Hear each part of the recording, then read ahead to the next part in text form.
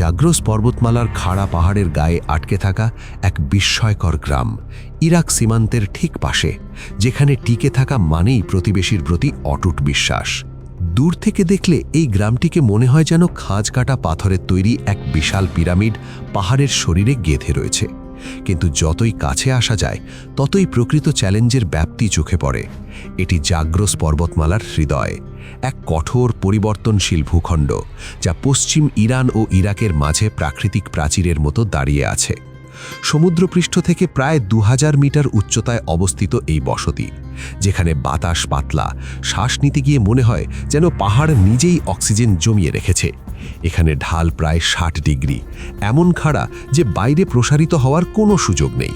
ফলে মানুষ উপরের দিকে গড়ে তুলেছে নিজেদের জগৎ। এই স্থাপত্য এক অনন্য অভিযোজনের গল্প। একটি বাড়ির ছাদই আরেকটি বাড়ির ভিত্তি, আপনার উঠোন মানে অন্য কারো ছাদ। এভাবে ঘরগুলো একের পর এক সাজানো, যতক্ষণ না তা খাঁজ কাটা পাহাড় চূড়ায় পৌঁছেছে। এখানে প্রতিটি পদচারণা শোনা যায়। উপরে থাকা প্রতিবেশীর পায়ের শব্দ যেন আপনার বসার ঘরের ছাদের উপর প্রতিধ্বনিত হয়। গবাদি পশুর শব্দ, শিশুদের হাসি, সবই ভাগাভাগি বাস্তবতা। এখানে ব্যক্তিগত গোপনীয়তা কোনো নকশার অংশ নয়, এটি অস্তিত্বই পায়নি, বরং প্রতিটি পরিবার পরস্পরের ওপর নির্ভরশীল। আপনার ঘরের নিরাপত্তা নির্ভর করছে নিচের বাড়িটির স্থিতিশীলতার ওপর। নিরাপত্তা এখানে ব্যক্তিগত নয়, এটি সম্মিলিত দায়িত্ব। ভোর হলে দরজা খুলে আপনি নামেন না, বরং অন্য কারো ছাদের ওপর পা রাখেন। এ যেন এক উল্লম্ব গোলকধাঁধা। নেই কোনো আলাদা রাস্তা, নেই উঁচু দেওয়াল ঘেরা বাগান। জীবন এখানে খোলা আকাশের নিচে, উপরের চোখের সামনে, নিচের কান পর্যন্ত পৌঁছানো প্রতিটি শব্দে। শিশুদের হাসি প্রতিধ্বনিত হয় ছাদ থেকে ছাদে।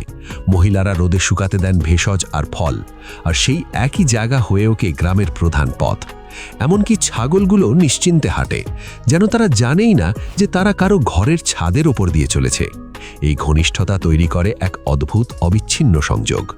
এখানে কারো সকাল, কারো রান্না, কারো হাসি বা তর্ক সবই একত্রে জড়িয়ে যায় গ্রামের সম্মিলিত ছন্দে। যদি কোনো ছাদের নালা বন্ধ হয়ে যায়, নিচের ঘরে পানি ঢোকে। যদি কোনো পাথর সরে যায়, উপরের মানুষটির ভারসাম্য নষ্ট হতে পারে। তাই এখানে ব্যক্তিকেন্দ্রিকতা, বিলাসিতা, সমন্বয়, সহযোগিতা আর বোঝাপড়াই নীরব সামাজিক চুক্তির মূল ভিত্তি। আধুনিক মানুষের কাছে এই ঘনিষ্ঠতা হয়তো শ্বাসরুদ্ধকর মনে হতে পারে, কিন্তু এখানকার বাসিন্দাদের কাছে এটিই নিরাপত্তার একমাত্র পথ। তারা সম্পূর্ণ স্বাধীনতার ভ্রম ত্যাগ করেছে, বিনিময়ে পেয়েছে সম্পূর্ণ সহায়তার বাস্তবতা। প্রতিদিন তারা একে অপরের জীবনের ওপর দিয়ে হাঁটে, আর সেই পথ চলাতেই নিশ্চিত করে এই খাড়া পাহাড়ের কিনারায় দাঁড়িয়েও কেউ যেন একা না থাকে। এই পাথরের দেওয়ালগুলোর ভেতরে লুকিয়ে আছে এক গভীর বৈপরীত্য। শতাব্দী ধরে টেকটনিক অস্থিরতার মধ্যেও এই স্থাপত্যগুলো টিকে আছে, অথচ এগুলো নির্মাণে ব্যবহার করা হয়নি কোনো বন্ধনকারী উপাদান। প্রশ্ন জাগে, পৃথিবীর অন্যতম ভূমিকম্পপ্রবণ অঞ্চলে দাঁড়িয়ে থাকা এই স্তম্ভগুলো কিভাবে এত দীর্ঘ সময় ধরে অটুট রয়ে গেল? সমগ্র পর্বতমালাটি যেন এক ভূতাত্ত্বিক সংঘর্ষ ক্ষেত্র, যেখানে টেকটনিক প্লেট একে অপরের সঙ্গে ধাক্কা খায়, তবু স্থাপত্য রয়ে গেছে অটল। এর রহস্য লুকিয়ে নেই উপকরণে, নেই কোনো মর্টার, নেই কোনো কংক্রিট, নেই কোনো আধুনিক আঠা। সবকিছু নির্ভর করে এক প্রাচীন কৌশলের ওপর, ড্রাই স্ট্যাকিং বা পাথরকে পাথরের ওপর নিখুঁত ভারসাম্যে বসানো।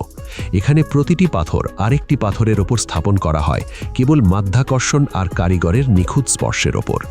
দূর থেকে এই স্থাপত্যকে ভঙ্গুর মনে হতে পারে, যেন খাড়া পাহাড়ের কিনারায় সাজানো তাসের ঘর। কিন্তু বাস্তবতা ঠিক তার উল্টো। আধুনিক কংক্রিট কাঠামো কঠোর, ভূমি নড়লেই তা ফেটে যায়। কিন্তু হারামানের ঘরগুলো ভিন্নভাবে সাড়া দেয়। তারা ভূমিকম্পকে প্রতিরোধ করে না, বরং তার সঙ্গে তাল মিলিয়ে নড়ে ওঠে। প্রতিটি পাথর এমনভাবে বসানো যে সামান্য সরে যাওয়ার জায়গা থাকে। ভূকম্পনের ঢেউ এলে দেয়াল লড়াই করে না, বরং নমনীয়ভাবে দুলে ওঠে। পুরো কাঠামো যেন শ্বাস নেয়, নমনীয়, প্রাণবন্ত, স্থির নয় বরং গতিশীল। যেন এটি কোনো স্থির দেয়াল নয়, বরং জীবন্ত মেরুদণ্ড। এখানকার রাজমিস্ত্রিরা কেবল নির্মাতা নন, তারা উপাদানের সূক্ষ্ম পর্যবেক্ষক। একজন দক্ষ কারিগর একটি পাথর হাতে নিয়ে তার ওজন, ভার কেন্দ্র আর আকৃতি বোঝেন। তিনি শুধু খাপ খাওয়ানো পাথর খোঁজেন না, বরং পাথরটির নিজস্ব ভাষা পড়েন। বুঝে নেন এটি কোথায় বসলে স্থির হবে, কিভাবে পাশের পাথরের সঙ্গে আটকে যাবে। এই ঘরগুলো পাহাড়ের ওপর নির্মিত নয়, বরং পাহাড় থেকেই গড়ে ওঠা। এগুলো টিকে আছে কারণ নির্মাতারা বহু আগে বুঝেছিলেন চলমান পৃথিবীতে টিকে থাকার একমাত্র উপায় হল তার সঙ্গে তাল মিলিয়ে চলা। হারা মানে সময়ের হিসাব ক্যালেন্ডারের পাতায় নয়, বরং ঋতুর নিরন্তর ছন্দে মাপা হয়। পাহাড়ি এখানে গতির নিয়ন্তা, আর প্রতিটি মাসের সঙ্গে বদলে যায় তার দাবি। বসন্ত আসে এক প্রবল মুক্তির মতো। জাগ্রসের গলতে থাকা বরফ প্রবল স্রোতে পরিণত হয়ে পাথরের ভিত্তি ছুঁয়ে বয়ে যায়। এটি পুনর্নবীকরণের সময়। বাসিন্দারা বরফ গলার ধ্বংসাবশেষ সরিয়ে পরবর্তী চক্রের জন্য প্রস্তুত করে সোপানভূমি। গ্রীষ্মে দৃশ্যপট বদলে যায়। বাতাস পাতলা, রোদ তীক্ষ্ণ। জীবন সরে আসে ছাদের উপর, যেখানে হালকা বাতাস কিছুটা স্বস্তি দেয়। ভোর থেকে সন্ধ্যা পর্যন্ত পরিবারগুলো কাজ করে। আখরোটের বাগান পরিচর্যা, সেচ নালার রক্ষণাবেক্ষণ, পাহাড়ের প্রতিটি সম্ভাবনাকে কাজে লাগানোই তাদের লক্ষ্য। শরৎ যেন সোনালি বিরতি, ফসল তোলার সময়। আখরোটের বাগান থেকে সংগ্রহ করা হয় বছরের প্রাপ্তি। সোপানগুলো গুছিয়ে নেওয়া হয় সামনে আসা কঠিন সময়ের জন্যে। বাতাস ঠান্ডা হয়, আলো দ্রুত ফিকে হয়ে আসে। পাথরের সরু পথগুলোয় ছড়িয়ে পড়ে এক তাগিদ, যা সংগ্রহ করা হবে না তা শীতের আগমনে হারিয়ে যাবে। শীত এলে পরিবর্তন সম্পূর্ণ। এটি শুধু ঋতু নয়, এক গভীর বিচ্ছিন্নতা। বরফ জমে গেলে পাহাড়ি পথ অচল হয়ে যায়, বাইরের পৃথিবী যেন মিলিয়ে যায়। গ্রামটি পরিণত হয় বরফ ঘেরা নীরবতায়। তাপমাত্রা নেমে যায়, মেঘ আর আকাশ আলাদা থাকে না। মানুষ যেন মেঘের ভেতরেই বসবাস করে। বাতাসের তীক্ষ্ণ শব্দ মনে করিয়ে দেয় এখানে অস্তিত্ব মানেই প্রকৃতির সঙ্গে অবিরাম সমঝোতা। এই কঠোর শীতের মুখোমুখি হতে শুধু আশ্রয় আর আগুন যথেষ্ট নয়। যখন প্রকৃতির কঠোরতা মানুষের সহনশীলতার সীমা ছুঁয়ে ফেলে, তখন বাসিন্দারা ভরসা করেন প্রাচীন সংরক্ষণ পদ্ধতির ওপর। পাহাড়ের মতোই পুরানো এক ঐতিহ্য, কাওয়ারমা। শরতের শেষ দিকে এই প্রক্রিয়া শুরু হয়, এক সম্মিলিত আচার হিসাবে। এটি কোনো শিল্পায়িত কাজ নয়, বরং প্রয়োজনের নীরব উপলব্ধি। পরিবারের সদস্যরা একত্রে প্রস্তুতি নেন এবং প্রতিটি সম্পদ যত্নের সঙ্গে সংরক্ষণ করা হয়, কারণ এখানে অপচয়ের কোনো জায়গা নেই। প্রতিটি উপাদানই শীতের দীর্ঘ সময়ে জীবনের সহায় হয়ে ওঠে। মাংস কাটা হয় নিখুঁত মাপে, আর চর্বি ধীরে ধীরে গলে রূপ নেয় যেন তরল সোনায়। রান্নার এই প্রক্রিয়াটি ধৈর্যের এক কঠিন পরীক্ষা। ঘণ্টার পর ঘণ্টা ধরে সেই চর্বির মধ্যেই মাংসকে অল্প আঁচে সিদ্ধ করা হয়। রান্নাঘর তখন হয়ে ওঠে উষ্ণতা আর ঘন সুবাসে ভরা এক আশ্রয়স্থল। এই মুহূর্তেই স্পষ্ট হয়ে ওঠে পারিবারিক সমন্বয়। বয়োজ্যেষ্ঠরা নজর রাখেন লবণ আর তাপের সূক্ষ্ম ভারসাম্যে, আর তরুণরা মনোযোগ দিয়ে সিদ্ধ মাংস ভরে রাখে গভীর মাটির পাত্রে। কোমল মাংসকে তারা ঢেকে দেয় ঘন চর্বির স্তরে, যেন এক অদৃশ্য সুরক্ষা। পাহাড়ের তাপমাত্রা কমতে থাকলে সেই চর্বি জমে শক্ত হয়ে যায়। তৈরি হয় এক বায়ুরোধী আবরণ, যা দীর্ঘ সময় ধরে খাবারকে সুরক্ষিত রাখে। এই পদ্ধতিতে আধুনিক প্রযুক্তির কোনো প্রয়োজন নেই। নির্ভরতা শুধু চর্বি, লবণ আর সময়ের ওপর। উচ্চতায় দাঁড়িয়ে থাকা এই গ্রামে ঠান্ডা বাতাসেই শরীর দ্রুত শক্তি খরচ করে ফেলে। এখানে শুধু হালকা খাবার যথেষ্ট নয়, প্রয়োজন ঘন শক্তির উৎস। কাওয়ার মাথায় হয়ে ওঠে শক্তির ভাণ্ডার, একটি ঘন পুষ্টিকর খাদ্য যা মানুষের শরীরকে নিজের উষ্ণতা ধরে রাখতে সাহায্য করে। শতাব্দীর অভিজ্ঞতায় গড়ে ওঠা এই পদ্ধতি আসলে টিকে থাকার এক নিখুঁত কৌশল। পাথরের রান্নাঘরের মৃদু আলোয় যখন জমাট চর্বির সাদা স্তর কেটে ভেতরের সংরক্ষিত মাংস বের করা হয়, তখন সেই দৃশ্য যেন সময়ের গভীরতা স্পর্শ করে।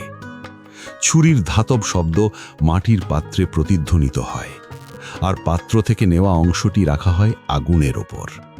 আজ বাড়তেই জমাট চর্বি আবার গলে সোনালি তরলে পরিণত হয়, আর ঘর ভরে ওঠে উষ্ণ সুবাসে। এটি শুধু রান্নার ঐতিহ্য নয়, এটি দূরদর্শিতার প্রতীক, শরতের প্রস্তুতি, যা জানুয়ারির কঠিন সময় জীবন বাঁচায়। গ্রামের পাথরের স্থাপত্য যতই চমৎকার হোক, প্রকৃত টিকে থাকার ভিত্তি লুকিয়ে থাকে এই সংরক্ষিত পাত্রগুলোতে। শীতের প্রতিটি দিন যেন আগেভাগেই সঞ্চিত পরিশ্রমে সুরক্ষিত। এ এক অবিরাম সহনশীলতার গল্প। তবে শুধু সহনশীলতাই দীর্ঘ শীতের অন্ধকারে মানুষের মনকে ধরে রাখতে পারে না। দিন যখন সবচেয়ে ছোট হয়ে আসে, নিঃসঙ্গতার ভার গ্রামটিকে ঘিরে ধরে। উপত্যকা নীরব হয়ে যায়, শুধু বাতাসের শব্দ ছাড়া। পাথরের দেওয়ালের ভেতরে বন্দি এই দীর্ঘ সময় মানসিক চাপ তৈরি করে, কিন্তু বাসিন্দারা তাতে ভেঙে পড়েন না, বরং তারা এটিকে রূপান্তরিত করেন। বরফে ঢাকা এই সময় গ্রাম জেগে ওঠে নৃত্যের ছন্দে। একটি আচারকে কেন্দ্র করে মানুষ একত্রিত হয়। কয়েকজন পুরুষ বৃত্তাকারে দাঁড়িয়ে একই তালে বাজাতে শুরু করেন বড় ফ্রেমড ড্রাম। গভীর অনুরণিত শব্দ বাতাস কাঁপিয়ে দেয়। এটি শুধু শোনা যায় না, বুকের ভেতর অনুভূত হয়। ড্রামের তালে তালে শুরু হয় নাচ। এটি সাধারণ সামাজিক নৃত্য নয়, এটি এক সম্মোহনী ছন্দ। শরীরগুলো তাল মিলিয়ে ঘুরতে থাকে, পোশাকের রং যেন গতির আবছা রেখায় মিশে যায়। বাইরে থেকে দেখলে এটি সহজ মনে হতে পারে, কিন্তু বৃত্তের ভেতরে অন্য কিছু ঘটে। তাল বাড়ে, গতি বাড়ে, আর এক মুহূর্তের জন্য শীত যেন মিলিয়ে যায়। জমে থাকা নিঃসঙ্গতা আর নীরবতা ছন্দে ছন্দে ঝরে পড়ে। মুখ লাল হয়ে ওঠে, শ্বাস দ্রুত হয়, আর মনোযোগ সম্পূর্ণ হয়ে যায় এই মুহূর্তে। এটি যেন হতাশাকে ছেড়ে ফেলার এক শারীরিক অভিব্যক্তি, একটি আত্মার প্রকাশ যা কখনো হার মানতে রাজি নয়। ড্রামের প্রতিধ্বনি ধীরে ধীরে মিলিয়ে গেলে গ্রাম আবার ফিরে আসে তার স্বাভাবিক ছন্দে। পাহাড় এখানে অবসরকে অনুমতি দেয় না, আর গ্রামটি টিকে আছে কারণ প্রতিটি বাসিন্দা প্রজন্ম থেকে প্রজন্মে চলে আসা কঠোর নিয়ম মেনে চলে। নতুন সকাল শুরু হয় না কোনো অ্যালার্মের শব্দে, বরং গবাদি পশুর নড়াচড়ায়।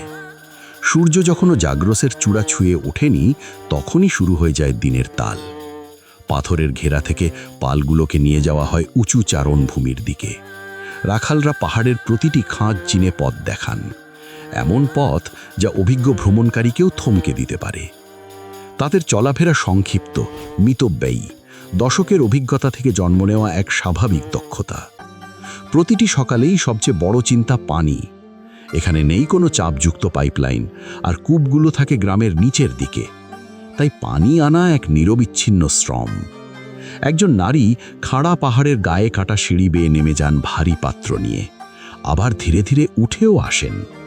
প্রতিটি ধাপে পানির দোলায় বোঝা যায় যে এটি শুধু পানি নয়, পুরো দিনের জীবনের যোগান।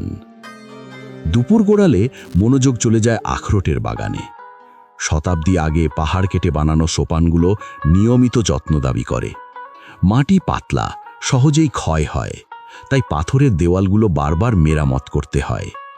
মানুষ গাছের ডাল ছাঁটে, বাতাসে ভেসে আসা আবর্জনা সরায়, পাহাড়ের প্রতিটি ইঞ্চিকে ধরে রাখার চেষ্টা করে। শিশুরাও এই বাস্তবতার বাইরে নয়। তারা আশ্চর্য দক্ষতায় গ্রামের উল্লম্ব পথ ধরে চলাফেরা করে। তাদের স্কুলে যাওয়ার রাস্তা কোনো সমতল পথ নয়, ছাদ, সোপান আর পাথরের সরু ধাপ পেরিয়েই পৌঁছতে হয় শিক্ষার দরজায়। ভারী ব্যাগ কাঁধে নিয়েও তাদের পদক্ষেপ দৃঢ়। এখানে শিক্ষা অর্জন মানেই এক বাস্তব আরোহণ। এই গ্রামে সবকিছুই হাতে বহন করা হয়।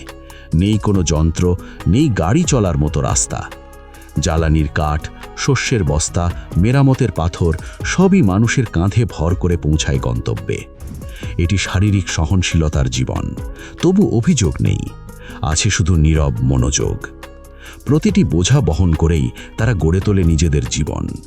ধীর ছন্দে চলা এই শ্রমই যেন গ্রামটিকে শ্বাস নিতে সাহায্য করে। এখানে বেঁচে থাকা কোনো অর্জন নয়, প্রতিদিনের প্রয়োজন। এই দৈনন্দিন জীবনের শারীরিক চাহিদা নিরন্তর। খাড়া ঢাল, ভঙ্গুর পাথরের স্তূপ, সরু পথ, সব মিলিয়ে প্রতিটি পদক্ষেপই মনোযোগ দাবি করে। সাধারণ জুতো এই খসখসে পাথরে খুব দ্রুত ক্ষতিগ্রস্ত হয়। তাই বাসিন্দারা তৈরি করেছেন নিজেদের জন্য এক বিশেষ সমাধান, এক ধরনের জুতো যা মানুষের পায়ের স্বাভাবিক সম্প্রসারণের মতো কাজ করে। এটি পরিচিত ক্লাশ নামে। এই ঐতিহ্যবাহী জুতোর নকশা প্রায় সমান, ডান বাম আলাদা করার প্রয়োজন নেই, পা ঢুকিয়ে নিলেই প্রস্তুত। এখানে রূপের চেয়ে কার্যকারিতাই মুখ্য। শুষ্ক গরমে বোনা কাপড়ের ওপরের অংশ পায়ের ত্বককে শ্বাস নিতে দেয়, আর তলার অংশ তৈরি হয় চেপে বসানো কাপড় বা চামড়া দিয়ে। মজবুত অথচ নমনীয়, যা পাথরের গায়ে অসাধারণ দৃঢ়তা এনে দেয়। একটি জোড়া ক্লাশ তৈরি করা সহজ নয়। দক্ষ কারিগর প্রায় 10 দিন ধরে ধৈর্য নিয়ে বোনেন ওপরের অংশ, আর শক্তভাবে তৈরি করেন তলা, যাতে তা পাহাড়ি ভূখণ্ডের কঠিন বাস্তবতায় দীর্ঘস্থায়ী হয়। এটি এক ধীর ছন্দময় প্রক্রিয়া যা সম্পূর্ণ মনোযোগ দাবি করে। একটি জোড়া ক্লাস তৈরি করতে শুরু থেকে শেষ পর্যন্ত প্রায় 2 সপ্তাহের নিবিড় পরিশ্রম লাগে। যখন কেউ এই জুতো পরে পাহাড়ের খাড়া পথে হাঁটে, তখন জুতোটি পাথরের সঙ্গে লড়াই করে না, বরং পথের অনিয়মিত গঠনকে নিজের মতো করে গ্রহণ করে। কাপড়ের তৈরি তলা চেপে বসে চুনাপাথরের খাঁজে, তৈরি করে এমন এক ঘর্ষণ যা পা পিছলে যাওয়া রোধ করে। পাথরের সঙ্গে মিলিত হওয়ার সময় এক ধরনের হালকা আটকে থাকা অনুভূতি তৈরি হয়। এটি এক প্রাচীন নকশা যা আধুনিক প্রযুক্তির উন্নত সরঞ্জামের সঙ্গেও সমান তালে টিকে থাকতে পারে। হারা মানে সবচেয়ে কার্যকর সরঞ্জামটি সবচেয়ে দামি নয়, বরং সেটি যা পাহাড়কে বোঝে। এই জুতো যেন পাথরের অংশ হয়ে যায়। প্রতিটি পদক্ষেপ সেই সম্পর্কের প্রমাণ। 2 সপ্তাহের কারুশিল্পে অর্জিত টিকে থাকার এক নিঃশব্দ ঘোষণা। তবে পাহাড় হাজার বছর ধরে অপরিবর্তিত থাকলেও তার চারপাশের গ্রামটি নীরবে বদলে যাচ্ছে। পাথরের দেওয়াল আর ড্রামের ছন্দের আড়ালে চলছে এক ধীর জনসংখ্যাগত পরিবর্তন। তরুণ প্রজন্ম এই পরিবর্তনের কেন্দ্রবিন্দু। তারা এখানে বড় হয়, পূর্বপুরুষদের স্থাপত্য শেখে, পুরনো ভাষায় কথা বলে, কিন্তু তাদের হাতে রয়েছে এমন পর্দা যা তাদের যুক্ত করে এক ভিন্ন জগতের সঙ্গে, যেখানে জীবন দ্রুত, সহজ আর পাহাড়ের কঠোরতা নেই। তারা এমন এক বাস্তবতা দেখে যেখানে খাড়া পাহাড় বেয়ে জ্বালানি কাঠ বহন করা বাধ্যতামূলক নয়। শহর তখন হয়ে ওঠে এক অদৃশ্য আকর্ষণ। আজ কোনো একটি বাড়িতে গেলে দেখা যায় এক নিঃশব্দ বাস্তবতা। এক প্রবীণ মানুষ বসে আছেন একা, এমন একটি ঘরে যা একসময় বহু প্রজন্মের কোলাহলে ভরা ছিল। পাথরের ফাঁক দিয়ে বাতাস ঢুকে শীষ দেয়, একটি শব্দ যা আগে পারিবারিক ব্যস্ততায় ঢাকা পড়ে যেত। অনুপস্থিত সন্তানের ঘরটি যেন সময়ের সাক্ষী হয়ে দাঁড়িয়ে আছে। বিছানা আগের মতোই রয়েছে, যেন একদিন হঠাৎ ব্যাগ গুছিয়ে শহরের পথে বেরিয়ে যাওয়ার মুহূর্তটি এখনও থেমে আছে। একটি ভুলে যাওয়া চার্জার নিঃশব্দে পড়ে আছে সেই আধুনিক জীবনের দিকে, সেই যাত্রার ছোট্ট শ্রাবক হয়ে। যখন তরুণরা চলে যায়, গ্রাম হারায় তার সম্মিলিত স্মৃতি। আখরোটের সোপানগুলো শুকিয়ে যেতে শুরু করে, কারণ সেচন নালা দেখাশোনার কেউ থাকে না। স্থানীয় ভাষা ধীরে ধীরে সীমিত হয়ে পড়ে, শুধু বয়স্কদের কথোপকথনে বেঁচে থাকে। পাথরের দেওয়ালগুলো এখনও দৃঢ়, কিন্তু গ্রামের প্রাণ যেন আস্তে আস্তে নিঃশেষ হয়ে যাচ্ছে। পাহাড় নির্বিকার, এটি টিকে থাকবে, এমনকি গ্রাম ফাঁকা হয়ে গেলেও। কিন্তু যারা পাহাড়ের সঙ্গে কথা বলতে জানে, তাদের সময় ফুরিয়ে আসছে। আমরা নিজেদের জন্য দেওয়াল তুলি, ব্যক্তিগত গোপনীয়তা অর্জন করি আর তাকে স্বাধীনতা বলি, কিন্তু হয়তো সেই পথে আমরা হারিয়ে ফেলছি একসঙ্গে থাকার অনুভূতি। হারামানের মানুষের কাছে সেই বিলাসিতা নেই। তাদের জীবন খোলা, কঠিন, তবু পরস্পরের ওপর নির্ভরশীল। এখানে টিকে থাকা মানে শুধু নিজেকে রক্ষা করা নয়, বরং ওপরের বা নিচের প্রতিবেশীর দায়িত্বও কাঁধে তুলে নেওয়া। তারা আমাদের মনে করিয়ে দেয়, মানুষ একসময় একে অপরকে ধরে রাখার জন্যই তৈরি হয়েছিল। এই গল্প যদি হৃদয়ে ছোঁয়া দেয়, তবে তা ভাগ করে নিন। এই তথ্যপূর্ণ ভিডিওটিকে লাইক দিয়ে সকলের সঙ্গে শেয়ার করে দেবেন। নিচে কমেন্টে আপনাদের মতামত জানাবেন, আর নতুন দর্শক হয়ে থাকলে সাবস্ক্রাইব করে আমাদের পাশে থাকবেন। সর্বশেষে, থ্যাঙ্কস ফর ওয়াচিং।